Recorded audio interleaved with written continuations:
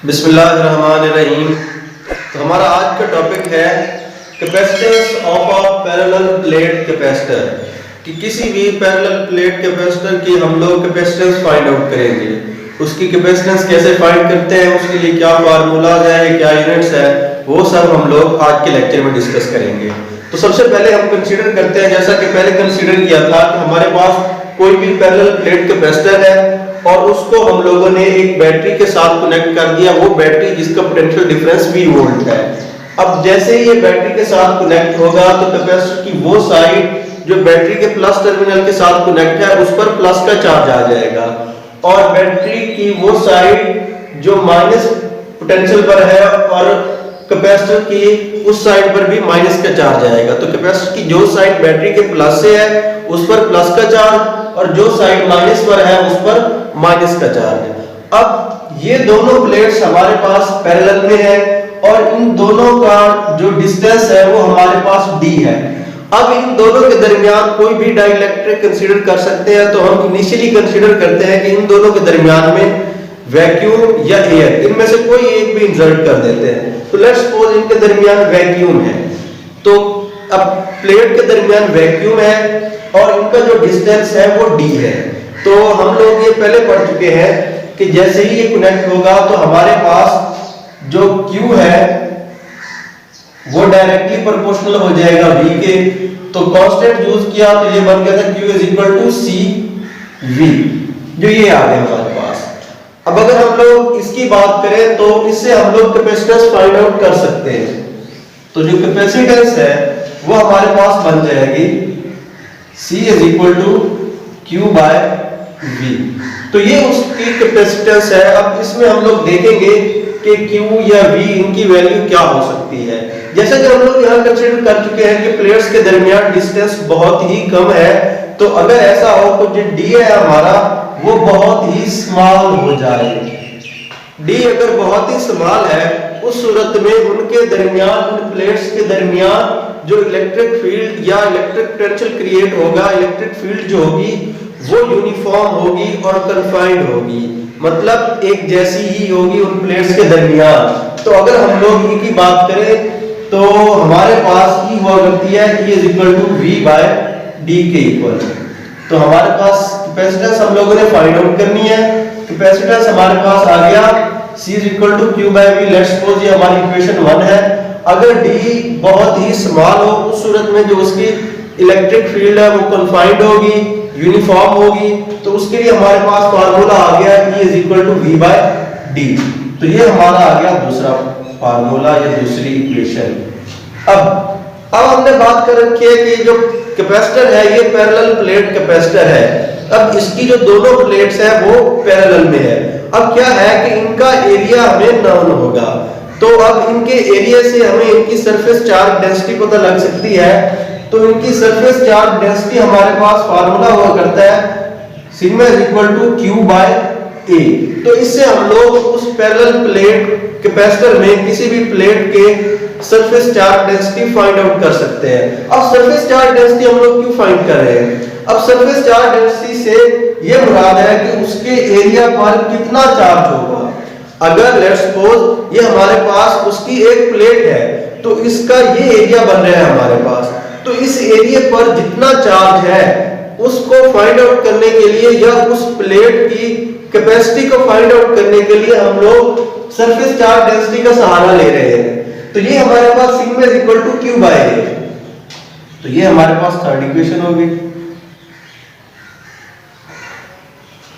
अब जब हमारे पास प्लेट्स हो जिन पर अपोजिट चार्ज हो प्लस का और माइनस का, तो उसके लिए हम लोग electric field intensity already find out कर चुके हैं। तो जब ये पहले फाइंड आउट किया था तो इसका फार्मूला इलेक्ट्रिक फील्ड इंटेंसिटी जब दो पैरेलल प्लेट हो और उन दोनों पर अपोजिट चार्ज हो, ये टॉपिक पहले डिस्क्राइब हो चुका है। तो उससे हमारे पास ये फार्मूला आता है E is equal to sigma by epsilon naught. तो अब क्या हुआ कि सबसे पहले हमने एक पैरेलल प्लेट कैपेसिटर को बैटरी से कनेक्ट किया, उसके बाद हमने ऑब्जर्व किया उसकी कैपेसिटेंस को C is equal to Q by V। तो इसके बाद देखा कि D की वैल्यू बहुत स्मॉल थी तो उसकी जो E है वो कन्फाइंड होगी। तो E फाइंड आउट की तो अब हम लोग, हमारी इंटेंशन यही है कि हम लोग उस पर कैपेसिटेंस की वैल्यू फाइंड आउट करें कि मतलब उस पर कितने चार्ज की एबिलिटी है। तो उसके लिए हम लोगों ने उसकी सरफेस चार्ज डेंसिटी का सहारा लिया और फिर हमने केस देखा कि जब पैरेलल प्लेट है, अपोजिट चार्ज है, तो उसके लिए इलेक्ट्रिक फील्ड इंटेंसिटी जो कि ऑलरेडी नाउ कर चुके हैं डिटेल में, तो उसका फार्मूला लिख दिया। अब अगर हम लोग वैल्यू पुट करते हैं इक्वेशन 4 में, ये हमारे पास सिग्मा है सरफेस चार्ज डेंसिटी जो हम ऑलरेडी नाउन कर चुके हैं। तो इस सरफेस चार्ज डेंसिटी की वैल्यू हम लोग इस इक्वेशन 4 में पुट करते हैं। तो ये हो जाएगा E is equal to sigma की जगह उसकी वैल्यू यानी Q बाय A आ जाएगा, और ये आगे सिग्मा की वैल्यू फिर है बटा यानी तकसीम, तो ये हो जाएगी एप्सिलॉन नॉट। अब जब तकसीम को उलट करते हैं, ज़रब में करते हैं, तो क्या होता है कि ये हमारे पास जो भी आगे रकम होती है वो उलट जाती है। यानी अगर हम लोग इस तकसीम की जगह ज़रब लिखते हैं तो ये हो जाएगा 1 एप्सिलॉन नॉट। तो ये इक्वल हो गया हमारे पास Q by A into epsilon naught. तो E की वैल्यू हमारे पास आ गई final Q by A epsilon naught. तो ये हमारे पास E की वैल्यू है Q by A, QA by, sorry my mistake, ये होना है Q by A into epsilon naught. तो अब हमारे पास E की वैल्यू आ गई है। अगर हम लोग E की बात करें तो E हमारे पास V बाय D के इक्वल है और C हमारे पास Q बाय V है। तो अब अगर हम लोग इसको रीअरेंज करना चाहें कि लेट्स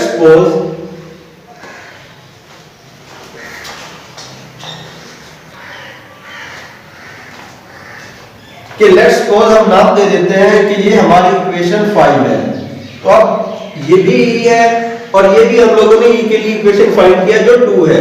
तो हम कंपेयर कर लेते हैं 2 और 5 को बाय कंपेयरिंग इक्वेशन 2 एंड 5। अब क्या होगा कि इन दोनों की जो लेफ्ट साइड है वो E के इक्वल है। अब जब इनकी लेफ्ट साइड इक्वल है तो इनकी राइट साइड भी इक्वल हो जाएगी, यानी V बाय D इस चीज के इक्वल हो जाएगा। तो V बाय D इक्वल हो जाएगा Q by A epsilon naught.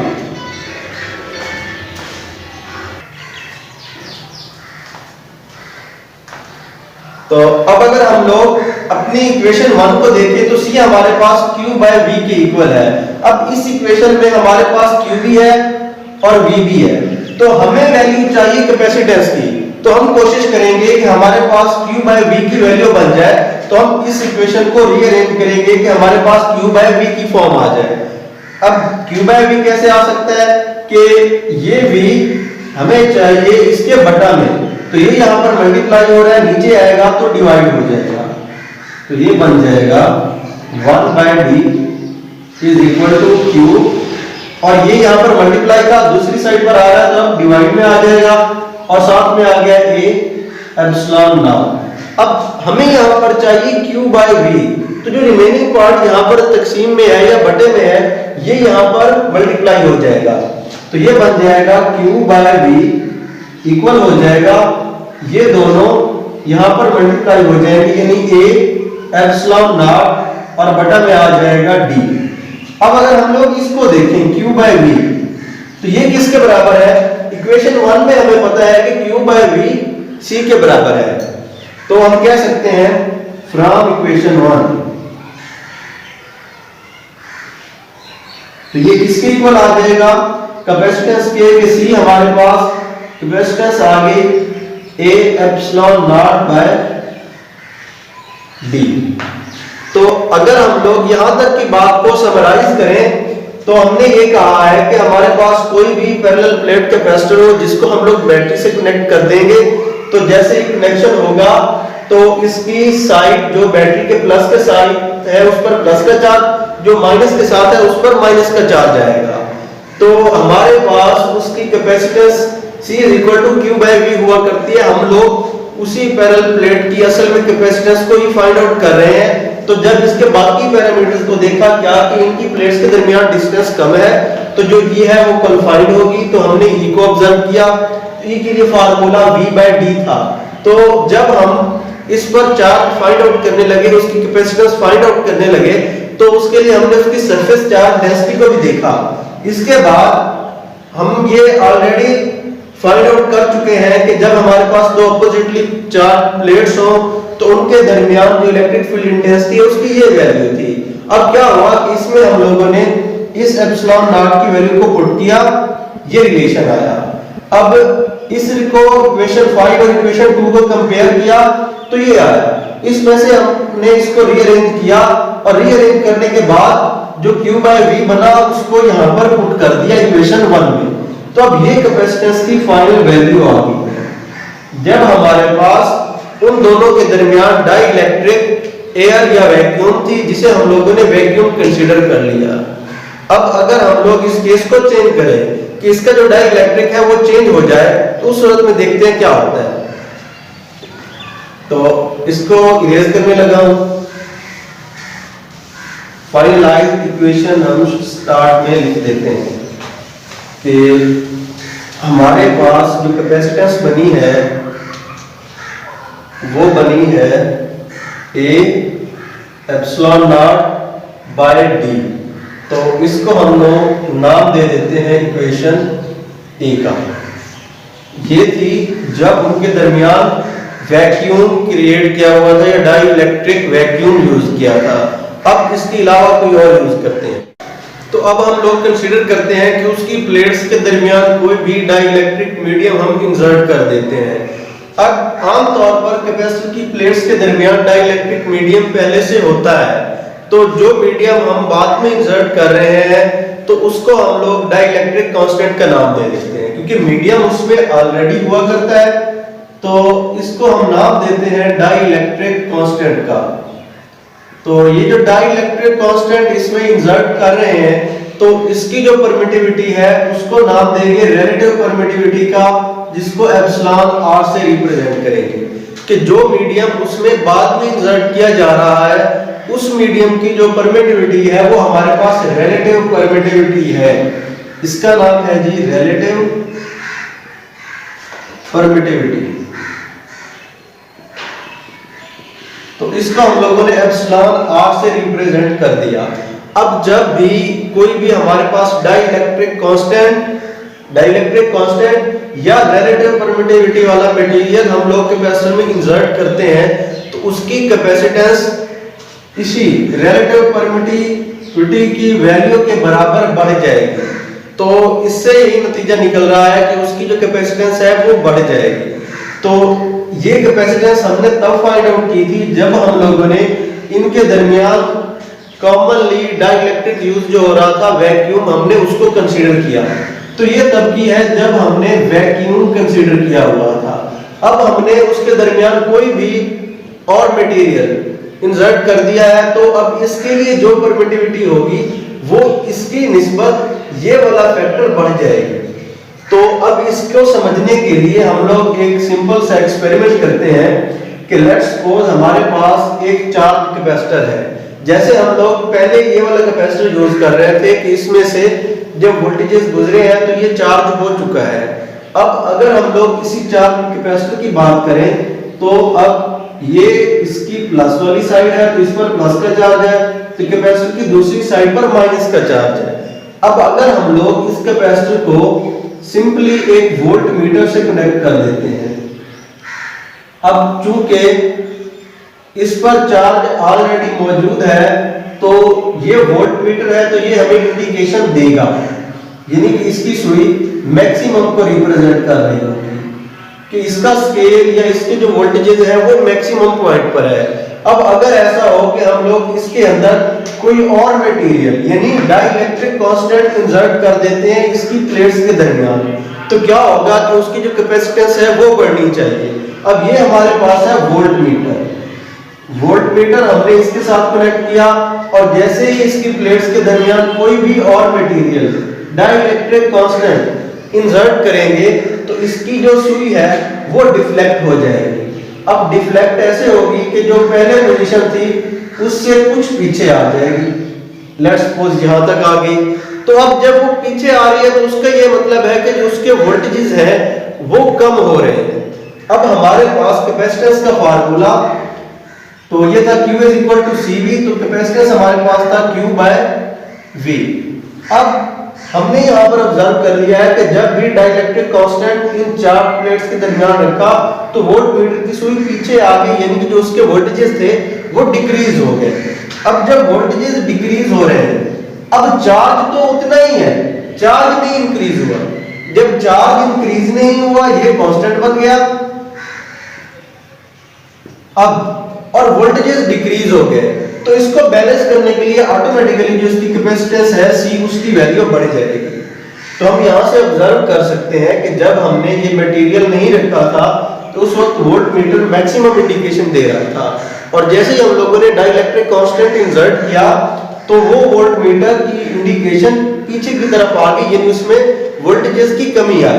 तो रिलेशन से हम लोग जानते हैं कि अगर वोल्टेजेस कम हो रहे हैं तो उसकी जो कैपेसिटेंस है वो बढ़ जाएगी, क्योंकि इन दोनों में इनवर्स रिलेशन है, यानी एक कम होगी तो दूसरी बढ़ेगी। अगर वोल्टेजेस कम हुए तो कैपेसिटेंस बढ़ जाएगी। तो इस एक्सपेरिमेंट से हमें ये अंदाजा हो गया कि जब भी डाइलेक्ट्रिक कांस्टेंट इंसर्ट किया जाता है उस सूरत में जो उसके वोल्टेजेस हैं वो कम होते हैं, यानी कैपेसिटेंस बढ़ जाती है। अब वो कैपेसिटेंस कितनी बढ़ती है? वो कैपेसिटेंस उसकी रिलेटिव परमिटिविटी के बराबर बढ़ जाती है। यानी सिंपल में वैक्यूम में हमारे पास ये वैल्यू थी उसकी कैपेसिटेंस की, अब इस वैल्यू से इतनी ज्यादा हो जाएगी। अगर हम लोग वैक्यूम पर जो कैपेसिटेंस थी उसको मल्टीप्लाई कर देते हैं एप्सिलॉन r से, तो ये हमारे पास उसकी रिलेटिव परमिटिविटी पर कैपेसिटी बन जाएगी जब दूसरा मीडियम इंसर्ट कर दिया था। तो ये अब इसकी वैल्यू हम लोग पुट करें तो ये हो जाएगा A epsilon naught epsilon r by d। तो ये हमारे पास दूसरे केस में आ गई, इसको नाम दे देते हैं इक्वेशन B का। अब अगर हम लोग इक्वेशन A और B को कंपेयर करें और दोनों के लिए हम लोग एप्सिलॉन r फाइंड करना चाहें तो हम ऐसे कह लेते हैं कि हम दोनों को डिवाइड कर देते हैं। लेट्स सपोज हम इस इक्वेशन और इस इक्वेशन को डिवाइड करते हैं।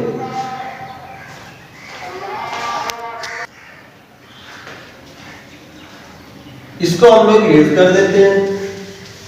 तो अब हम लोग B पर डिवाइड करते हैं इक्वेशन A को। तो ये हमारे पास C रिलेटिव कह लें या C कोई भी मीडियम पर यूज हो रहा है, तो ये हो गया C मीडियम। लेफ्ट पर लेफ्ट डिवाइड हो जाएगा और राइट पर राइट डिवाइड हो जाएगा, तो ये C मीडियम या C रिलेटिव, और इसका बटा में आ जाएगा C वैक्यूम।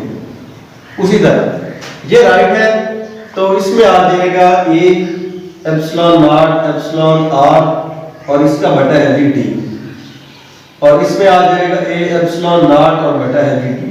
अब अगर हम इसकी राइट साइड को ऑब्जर्व करें तो ये तीनों चीजें एक जैसी हैं, तो ये तीनों कट जाएंगी और हमारे पास यहाँ पर सिर्फ एप्सिलॉन r रह जाएगा। तो एप्सिलॉन r हमारे पास C medium by C vacuum है। तो ये हमारे पास नया रिलेशन है, इसको हम लोग इक्वेशन C का नाम देते हैं। अब असल में इक्वेशन C हमें उस रिलेटिव परमिटिविटी की वैल्यू दे रही है कि वो वैल्यू उन दोनों कैपेसिटेंस की रेशियो के इक्वल है, यानी कि जब कैपेसिटेंस मीडियम में हो और जब वैक्यूम में उनकी रेशियो हमारे पास उस रिलेटिव परमिटिविटी के इक्वल होती है। यानी जब भी कोई भी मीडियम इसमें और इंसर्ट किया जाएगा कैपेसिटर के अंदर तो उसकी जो कैपेसिटेंस है वो बढ़ जाएगी। बहुत शुक्रिया। अगर किसी को कोई इशू हो तो आप लोग हमसे कमेंट सेक्शन में पूछ सकते हैं। अल्लाह।